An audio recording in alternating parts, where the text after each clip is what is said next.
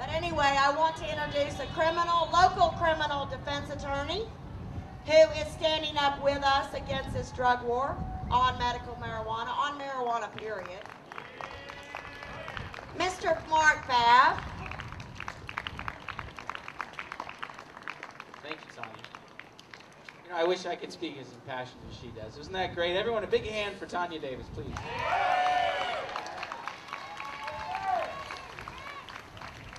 I'm going to try not to take up too much of your time. My name is Mark Babb, and I am a drug lawyer. In my practice, I've had the opportunity to represent hundreds of people that have been accused of drug crimes. Most of them have been marijuana related. It's given me an opportunity to learn a little bit about the law and the enforcement of the law, which is sometimes more important than the law itself, but how it's enforced. This is a particularly interesting time for marijuana laws and drug laws in the history of our country. More volume, is that what you're saying? Or I need to be taller, I'm not sure of the sign. More volume, okay.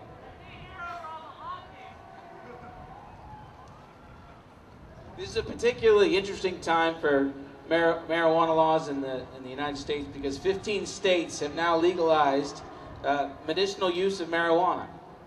California, Alaska, Colorado, Hawaii, Maine, Michigan, Montana, Nevada, New Jersey, New Mexico, Oregon, Rhode Island, Vermont, and Washington.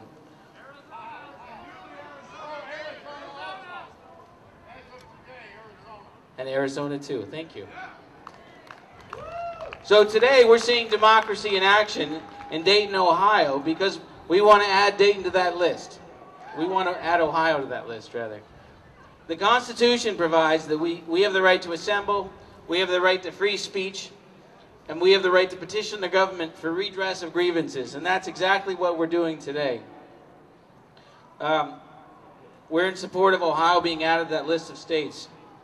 And I just want to say that I appreciate all of you being here because this is democracy in action. This is sometimes rare, and I think all of you are going to see that 20 years from now you can be proud that you were on the right side of history because it seems absurd, or at least it will at some point to more people, that a person doesn't get to choose the medicine that they want to use if their doctor's in support of it and it's the best thing to help them. Do you agree with that? All right. Whenever you want laws enacted or changed, or whenever you seek redress of grievances, it's good to be educated about the history of the issue and the status of the current legislation. So some of you already know this, but a little refresher doesn't hurt. Maybe this will be a bit of education for some of you. Before the early 1900s, there were no laws outlawing the use of marijuana. In fact, again, some of you know this, but George Washington grew hemp, cannabis. He grew it on his farm. It was a primary crop. The Jamestown, the first settlement in the New World, before the birth of the nation, everyone was, they were required to grow hemp because it was so important. The first law was passed in about 1906 in Washington, D.C. There were some eastern states, New York and Maine, that passed laws at a similar time. But it was mostly the regulation was on the West Coast. Places like, I've got it written here, Arizona, California, places like that, because the Mexicans were coming up and they were stealing jobs. Or at least that's how they saw it, how little has changed in terms of our perception. But so it was a racial thing. It was the Mexican workers that were coming up from the South, many of them smoked marijuana. So this was just an attempt to keep them in trouble so they didn't have to compete with the Mexicans for jobs. But none of that has anything to do with the plant itself. At one time, there was a case in the United States Supreme Court, and I don't have the cite for you, but basically it said that it's okay, that it's not cruel and unusual punishment to give a person 20 years in prison for simple possession of marijuana. Now, the laws have come a long way since that, because we're not, for simple possession, there was a movement, I think it was in the 70s, of what they call decriminalization. And Ohio is an example of a state that, quote-unquote, decriminalized marijuana. But let's explain what that means.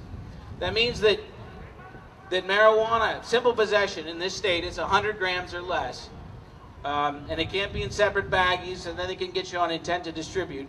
But 100 grams or less is a minor misdemeanor. That's supposed to be the lowest level of law enforcement priority. There's a bunch of other crimes that are more important, and you can't get any jail time for a minor misdemeanor, even if it's a second, third, or fourth offense. But here's the thing. There's another charge called paraphernalia. Has anyone ever heard of that charge? Paraphernalia is not a minor misdemeanor, and it's any instrument, article, or device used for the purpose of smoking marijuana. Now, unless you're smoking this out of your hand, it means that the paper, the pipe, the bong, whatever you use is suddenly can subject you to up to 30 days incarceration. So really they haven't decriminalized anything. In the middle of the last century, there were various efforts by the federal government to prohibit the use of marijuana. In 1970, Congress enacted the Controlled Substances Act, which sets drugs into classifications. And it's hard to believe, but marijuana is actually in the highest level, the most dangerous level, which is supposed to mean that it has no recognized medical use, that it's highly addictive and subject to abuse, and that even with your doctor's help, there's no reason to take it.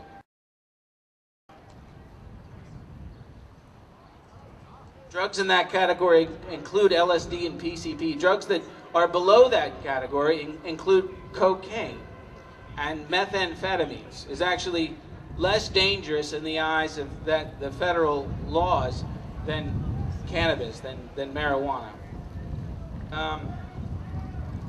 The American Medical Association has called for Congress to review marijuana status as a Schedule I drug, at least so it can be studied and used to come up with other medicines. But so far, it hasn't happened.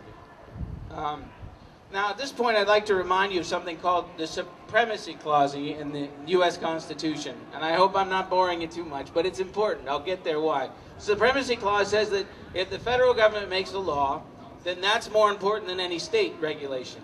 So in California, we saw a situation where the voters changed the law and said it's okay to have these distribution places for people for medical marijuana, but the federal government, under a different administration, saw fit to sue them, to enjoin them, to stop them from doing that, and they were successful. So you say, well, how can these continue? Because it's a question of enforcement. If the federal agents or the federal agencies decide that they're not going to enforce the federal law, then the state laws have a chance to run. They, practically speaking, they're quote-unquote tolerated. So if Ohio joins this list of 15 states, they'll be one of the states that allows dispensaries for people with doctors okay on the use of medical marijuana. It's a question of enforcement. The current administration, the Obama administration, has said that this is not a big priority for them, and that unless there's other problems with the distribution centers, then they're not going to get involved. So this is a good time for Ohio to enact the same kind of laws as other states. Again, I really appreciate Tanya bringing us out, and I want to introduce my partner, my law partner, Charles Rowland, who's a fantastic attorney. He's going to talk to you about LEAP, law enforcement against prohibition, and some other great things. So if you'd give him your attention. Thank you.